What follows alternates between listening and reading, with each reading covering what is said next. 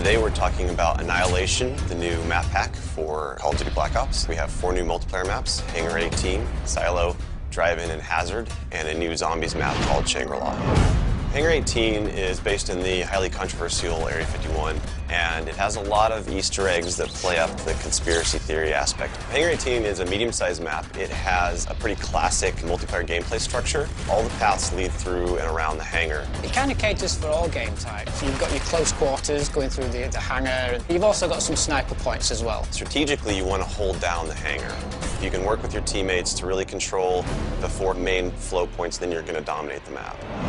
Silo is based on a Russian underground nuclear missile silo construction site. It's probably one of the largest maps in the entire game. Silo favors players who take their time because there's a lot of flank routes and a lot of interconnecting paths.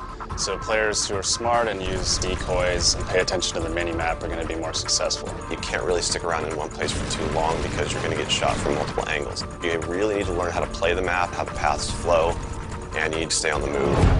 Nuketown was a really hugely successful and popular map with Black Ops, and we wanted to do another map in the DLC that kind of emulates that style of gameplay. Drive-In's a fairly small map, but it does have a variation of battles. You've got the wide open area in the middle, the actual Drive-In itself, but then you do have close quarter battles down the side.